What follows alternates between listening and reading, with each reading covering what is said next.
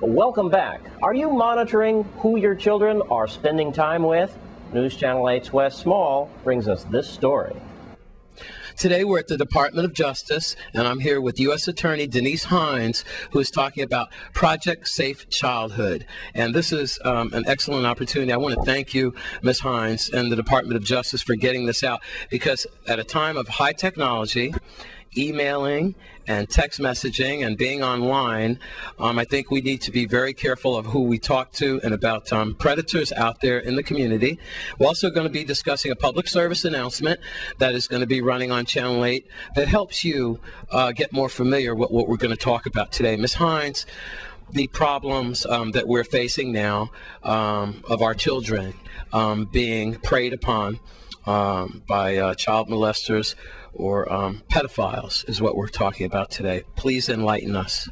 Well, the internet is a wonderful technology, and it has its many beneficial uses, but there is an aspect of it that can involve danger to our children as well. Project Safe Childhood started in 2006, and it was a Department of Justice initiative where we target people that seek to prey upon children online. And so we deal primarily with internet crimes, people that lure people by way of the internet in order to have illicit contact with children, as well as seek to warn children about their activities online and the danger that it can pose for them. You know, I've seen Dateline. I've seen these things that they would have on as people show up and things like that. How prevalent is this problem in our community? Well, we're not unlike the mainland United States. I know, we tend to feel we are an island and that things do move at a slightly slower pace, but the problems that exist in the mainland are also here as well. We have noticed an increase within, high incidence, at least in the last 18 months, of convictions and charging individuals related to these particular crimes. Individuals that have had libraries of child pornography, individuals that have traveled with the intent to have illicit contact with children, as well as individuals that have sought to prey on our children here through the internet. Wow. Some things to look for, and I know the public service announcements will be covering that. And if we could show a snippet of that today, we certainly will if we can get time. But what are some warning signs that we can get into? Are you urging, Police Chief Benta, the VIPD, they pretty much said, check your children's book bags, Are we urging you to check your child's emails, their text messaging? Let me see your cell phone. Who are you talking to? Let me see some of these pictures that you're snapping. Boy, there's a fine line before the teenagers especially rebel. But we're not just talking about teenagers. Unfortunately, we're talking about children as young as 2 years old, and it's just horrendous, some of the statistics. And we're not getting into these because these are pending cases, some of them, and we're not going to dwell on these specifically. But what can parents do as they watch this tonight and they're watching our public service announcements? Can you give them a little headway on what they can look into on the children's internet, on the computer, on the text messaging? Well, it's the technological equivalent to checking your child's book bag. You check your child's internet activity.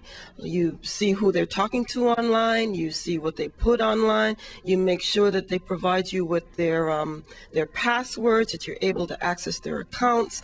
We have to understand that our responsibility to our children is insular, and that is to protect them. And sometimes that means protecting them in spite of themselves. They have teenage discretion in an adult world. You'll notice in the PSAs you have children, through using their computer, are exposed to a world of adult activity. That's what happens. The world comes to your home, and your child is navigating it with a teenage mind without you. And that's why it's very important that you know what they're doing online, that you know who they're talking to, that you know what they post, and you keep in mind that you are your child's protector. You're not their buddy. You are their protector. You are their parent. And the feds are watching. I don't want to tip off the predators out there, but I believe that you guys are monitoring what happens online and through cell phone activities and things like that. How about we put out some positive websites so people can get in touch with you and your department? Certainly. I can provide you with some websites, and I understand that you're going to show them later on. There are also various federal agencies, Immigration and Customs Enforcement, through their Operation Predator program. They've been very vigilant in this arena. Also, the FBI has been very vigilant. But as parents, there's no substitute for our eyes and our ears. And we really have to be the first line of attack in these particular cases. Whenever you see that there's circulating out there images of our children, report it. Report it. Because predators do brag about their work. Yeah. Now, even children that take images of themselves, I know there has been instances of this that have occurred in the last couple of years. Children that take images of themselves, rather than throw up your arm and ear and say, oh, that's what have our children come to nowadays, report it. Let us get to the bottom of it, because even self-photography is something that is a crime, that when you put that out there, and we're going back to children thinking before they post, when they put that out there, it's gone. And you never get it back. You never get it back, and sooner or later it could end up, or I would say will end up, in the inventory of some predator in Maine or South Dakota or Alaska. So once it's out there, it's gone. It can't come back. Are you happy, before we wrap this up, are you happy with the sentences? Are you happy with the crimes and the penalties that's going on right now that these predators are receiving? Well, the federal sentences are very severe. Severe for a very severe and serious activity. Once a child is traumatized or harmed, that damage is lifelong. It's permanent. It's permanent. And once images go out there, they stay out there. And you can't escape it. It's like being re-victimized over and over and over again. So the penalties are severe, but the actions are warranted. Any final words before we let you go? Again, Channel 8 promises to run public service announcements, and anytime you invite News Channel 8 to get this message across to our community, we'll certainly be there for you. Certainly. Law enforcement will do their part, but the parents have to be the eyes and the ears and have to be involved in what their children are doing. Thank you very much. That's Miss Denise Hines, Department of Justice. She's a U.S. Attorney, and she's in charge of Project Safe Childhood. At the Department of Justice in St. Croix, I'm Wes Small for News Channel 8.